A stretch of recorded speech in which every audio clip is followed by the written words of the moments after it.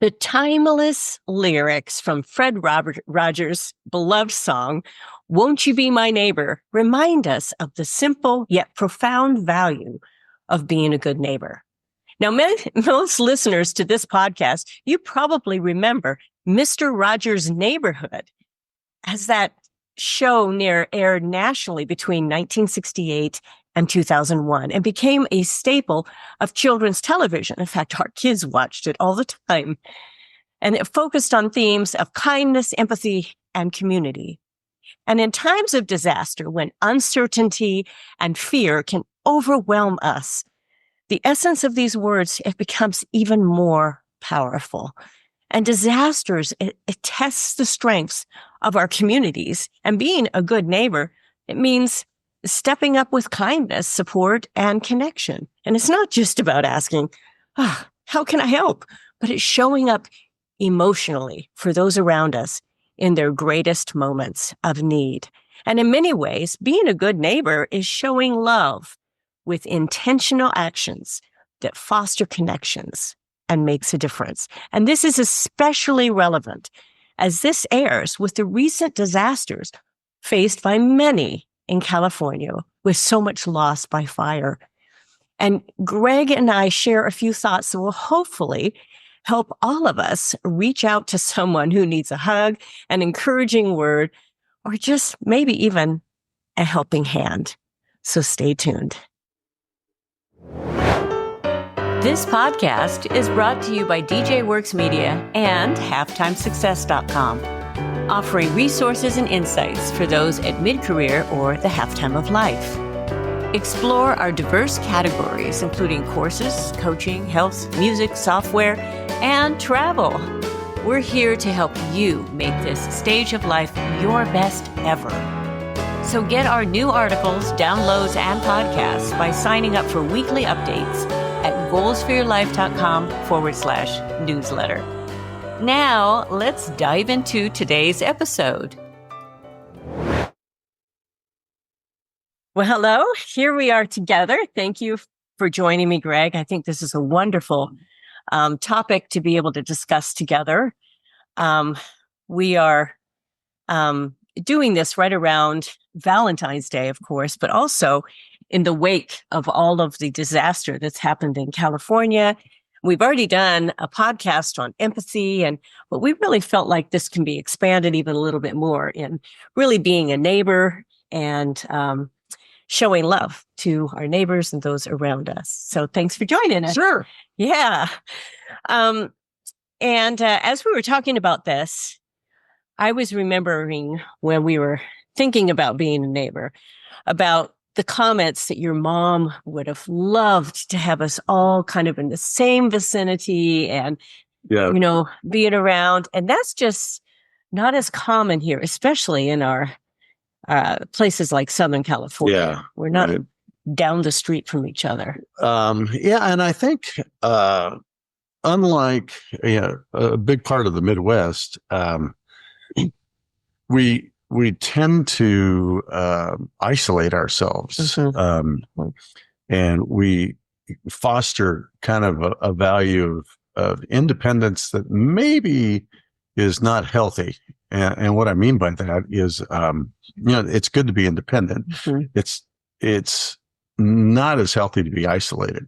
Mm. And there's this fine line. And certainly in California, I think isolation is perhaps more common than just mere independence. And perhaps that's why social media is so necessary to a growing number of people is that they don't really have neighbors. They reach out in a fabricated way, online. Yeah, to be able to have that connection. It really hit me as we were facing these fires, and many of them were quite local to us. And we heard from people all around the country checking in on us, making sure that we were okay, hearing that we didn't have power for a number of days. Are we okay? Can we come and help? And even neighbors down the street that did have power were communicating that. And we really, really appreciated that. And it really hit me that these are relationships that are developed and maintained through the years. But I did hear from some that I had not heard from in a long time, just checking in. And that's very, very encouraging. And I wanted to be able to expand on that a little bit. I know one of the fruits that we experienced of that was just this subtle awareness that we weren't alone. Mm-hmm. And as Deb and I were talking about it, the world and life, if you live long enough, is going to throw you things that are big enough that you can't handle by yourself. Mm-hmm. No matter how powerful you are physically, no matter how independent you are wealth-wise. Mm-hmm. The Palisades fire were a great example. Extremely wealthy people had their homes just devastated. Life on Earth can overwhelm us, especially when we're by ourselves. Yes. And it's those moments where, and I think unconsciously we all know that. Mm-hmm. And so the sense of being alone gnaws on us as we unconsciously harbor it. And then if you're fortunate enough to have friends that are neighbors, and we'll talk a little bit about what neighbors are, that hope that comes from not being alone in this thing we call life is pretty empowering. Right. Yeah, it really, really is. And, a lot of us we like our space. Oh, yeah. Sorry. Some of us more than others. Yes. Well, I'm kind of that introvert part of this couple. But yeah, we like our space. We tend to do a lot of things all by ourselves. And so we tend to then get kind of even more isolated in many ways. Mm-hmm. And so, but that ends up feeling like sometimes that we are more self-centered instead of others-centered. But I really want to, I felt like when we were approaching this, are we being enough of a neighbor? Because I meet more of my neighbors when I'm just walking my dog. Mm-hmm. And I see people around, but it's not like I'm going over there and making sure people are all right. And I have certain people that I do that with, but I know our next door neighbors, but do I know people down the block? Well, very few. So that's different than what used to be. And so, and how to be able to do that and how to be able to do that tactfully. And we see people on social media, of course, and our communities, but it's just to be able to reach out to people and really show that we care is another aspect of this, and really being a neighbor. So, right. Yeah. And we talked a little bit about if you're going to be a neighbor, there's got to be a little bit of embracing the value ahead of time. You decide for yourself that being available for others in an emergency is something that I want to be, something I choose to be, that you hope you never get called on, but if you do, somebody can count on you. And it probably starts with just this inner willingness to sacrifice your time, energy, comfort to go help somebody. Right.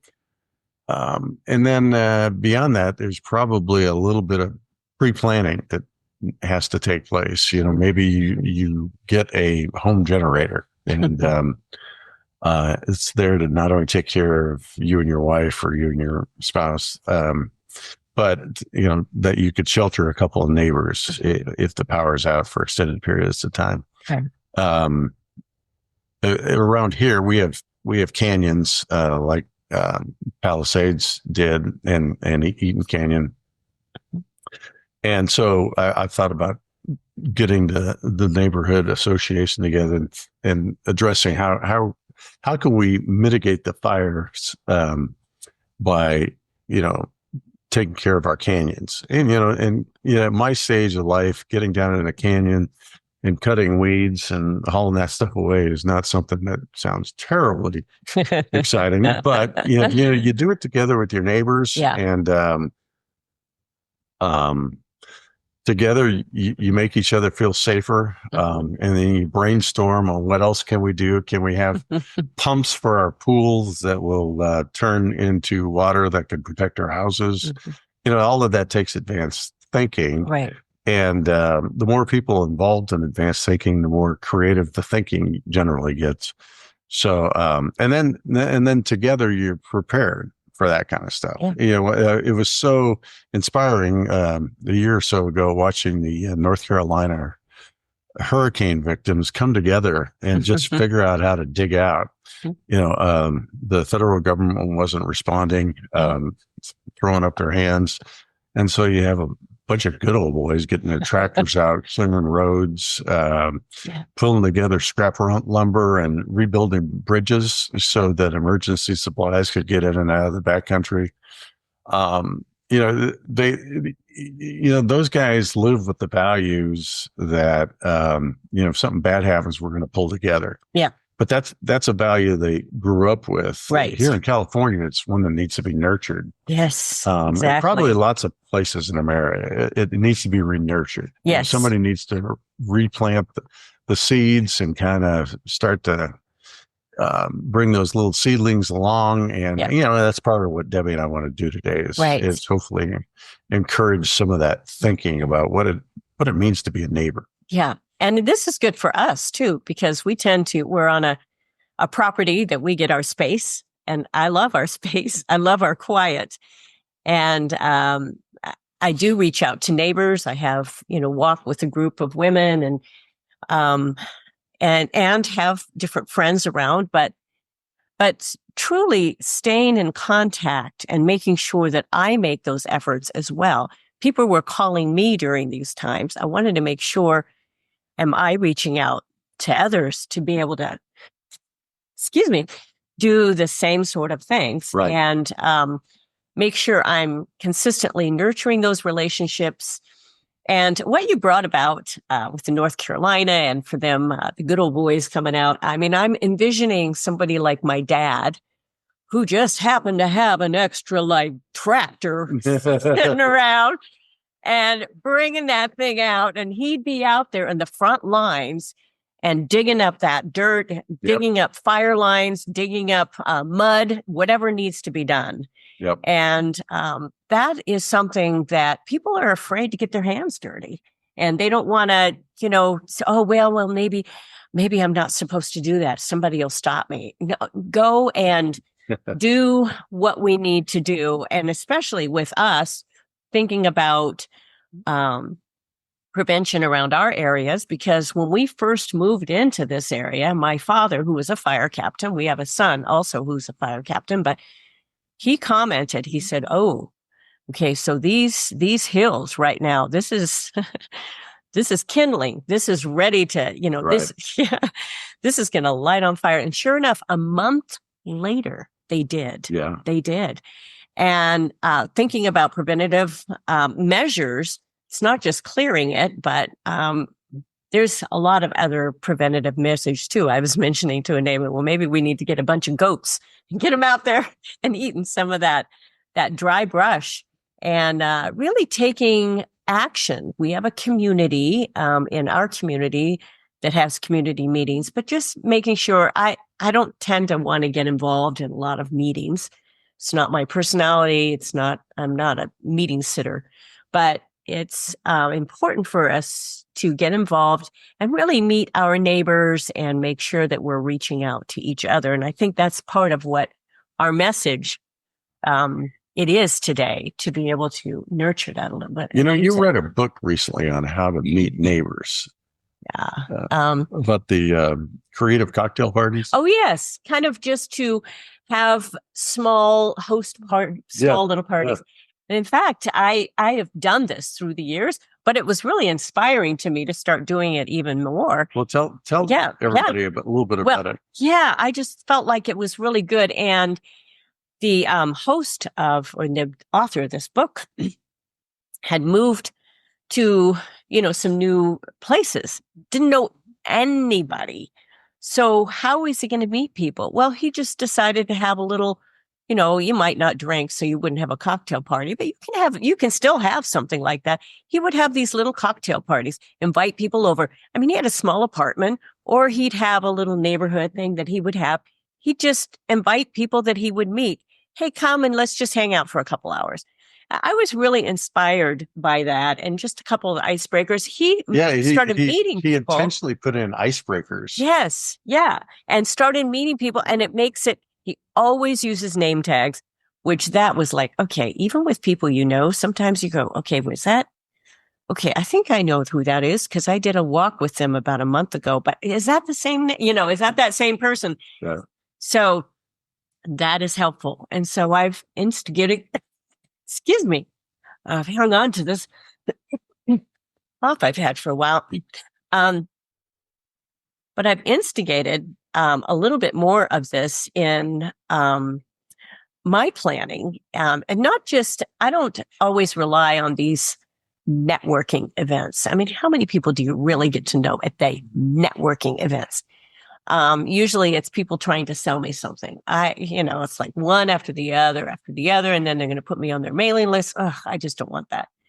But these are, friendly get-togethers. In fact, I have one coming in another week that, this will air after it happens, but, just fun things. I have the space for that, and to be able to get a get-together and play some games. I am going to use the name tags, and you can use it in a creative way, is to put down your favorite food. So, and put the name tag on their back. So then they have to, talk about, then you have to talk about that food, or talk about, whatever, favorite sports, favorite whatever. So it can have some sort of creative way to help break the ice, because there's always going to be some new people that don't know anybody. And I like to invite people from different groups so they meet each other, which is always wonderful. I love introducing people. I love to connect people together.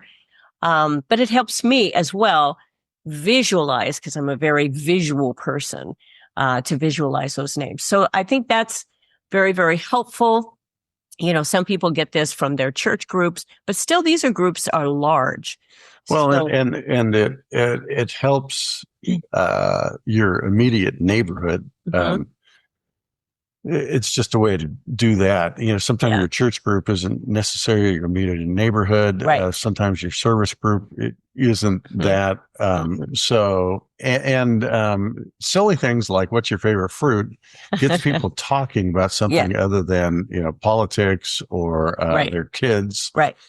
And, part of being a neighbor is feeling like you know them well enough that they're emotionally accessible a little bit. Yeah. So, it's just I think a helpful way to go about this. We were talking about the essence of, what being a neighbor is. And I think it's that you're willing to give of yourself to somebody in need in a way where you recognize, while you hope with everything in you that that life will never put you in a cataclysmic situation, but you want to respond in a way that if you were, this is what you would hope a few people in your life would do for you. Yeah. That they'd be there. As we were talking, thinking that there's 3 or 4, 7 or 8 people who would be there for you introduces this small voice of hope that you're not alone against the unexpected. Yeah. And I think all of us need that. Yeah, we really, really do. I usually like to be on the end of a giver. So, such as we had these very, very severe winds, and that's the reason our power was out. And we have an avocado tree that just happened to have avocados this year. A lot of them blew off. Well, I bagged them up and brought them over to some of my my neighbors. I am on the giving end of that. They're so appreciative. But what am I going to do with all those avocados? I need to give them away. I need to be able to express, that giving to them, and also to really give them something they appreciate. All of them just appreciated it so very much. And I knew if they were on the other end of that, they would extend something, something to me. One of the fun things to do is I do have one of my friends that's also one of our neighbors that I always know I can walk into her kitchen door and leave a bag on her counter and she's not home. It's just really fun to have. That doesn't really happen in Southern California. Yeah, and we don't have friends that you can just walk into their house. Yeah, and fortunately, they feel free to walk into our and kitchen. they can walk into our kitchen too. So, and we have a couple friends like that, and I love that. Yeah, it makes us close the bathroom door. Yes, it sure does. Because our bathroom is very close to our kitchen door, but it's a fun sort of aspect to really being a true neighbor, being a friend close enough to have friends like that you can do that. So then I just send a text afterwards. Hey, I left a bag on your counter. There it is. Oh, darn. I thought I was home, but I was upstairs or something like that. I didn't need to wait for somebody to come to a front door. No, I knew the back door. So having a backdoor neighbor, or having a couple backdoor neighbors is so very valuable. And I want to extend just that encouragement for us all to be even better backdoor neighbors to each other, because pulling together, put the politics aside, put the blame game. Yeah. Every time a disaster happens on social media, there's one message after another, with the blame game. And at this point, let's get beyond that and let's look at each other. Let's be able to encourage each other and just really move forward, because a lot of people lost a lot. I was just at a memorial service on Saturday, and it was a student of mine that I'd had for years. And she had lost her mom like last November. And then what happened was they lost their family home in the Eaton fire, burned to the ground. So there was so much loss. And even though, I was nurturing this cough and I was still not 100%, but I felt I needed to go to show up for this family, to show up for their extended family. And fortunately, they all got out and they're alive, and they're so thankful for that. I played a couple days at Disney last week and talked to a woman who was sitting there who had been evacuated. She said, I got out alive, but I'm evacuated. My home is still there as far as I know, but she was so stressed, crying. And we focused on gratefulness, on thankfulness, and I just kind of sat with her for a little bit, but between my sets. But it's so important for any of those that we feel like we can just reach out to. And that was somebody outside my neighborhood. But there's contacts that we have that we can continually give hope and give encouragement and all of that. So, well, let's kind of tie this up. You had mentioned something, and I wanted to kind of read this toward the end, that that we need to be willing to accept that life here, and you already mentioned this, life here can overwhelm any one of us. And there will be times when we need each other. Yep. What a great phrase to kind of leave on. Well, I think what's important is, if you think just for a moment, you can probably find that dark spot in your mind and heart where you realize that life can get overwhelming in a hurry. And humans live with that. This is just a violent world. It's, the way God created nature. it takes all of our energy to, carve out a little piece of the planet. And, you spend 6 months not paying attention to your yard and it overruns your house. Yeah. So, we know instinctively that this can get out of hand in a hurry. And, part of modern life is we have lots of tools that Yes. can amplify our efforts and help us manage more and more. Mm-hmm. But what's still true is, I think subconsciously we know that there could easily be moments where we need others' help. Yes. And once you recognize that, I hope it motivates you to be that kind of person for others. Yes. That they know, if things really got bad, that at least you'd be by their side. What a great thought. What a great thought to leave on. I hope that encourages all of you who are listening to really be a better neighbor, to reach out to others, even if you are somebody that likes their own space. And I like my own space, but I tell you what, developing friends and developing those relationships, I put a priority on those now, because the older we get, the less of those friends seems to really nurture and happen naturally. We have to intentionally create those times of connection. Right. So thank you all for joining us. Make sure you check out halftimesuccess.com. HeroMountainSummit.com is a wonderful, wonderful course. I have added an elite section to that, so you can be personally guided through it month by month. So make sure you check that out, HeroMountainSummit.com, and all of our newsletter, goalsforyourlife.com/newsletter. All of those links will be in the show notes. So thank you again. We will look forward to Greg and I are on together once a month. And I really love these times that we can be together.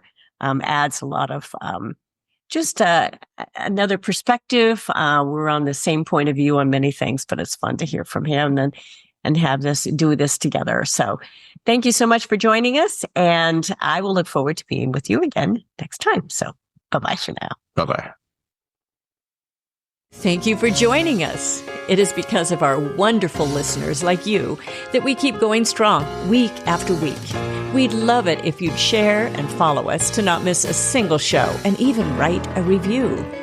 You can also find all of our articles, products, and links at womenathalftime.com.